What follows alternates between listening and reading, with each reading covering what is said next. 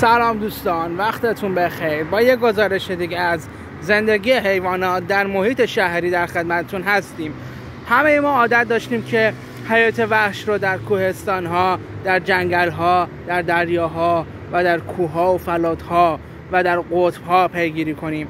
اما من این بار قصد دارم حیات وحش رو در زندگی شهری برای شما به نمایش بگذارم، چیزی که هر روز با اون سر و کار داریم. اینجا میبینید که پرنده ها در حال غذا خوردن هستند. خدا خیرشون بده، برای پرنده ها غذا میریزن و اونا میان اینجا غذا میخورن. میبینید که چقدر هم گرسنه هستند. باید یاد بگیریم این فرهنگ رو که با حیوانات مهربان باشیم.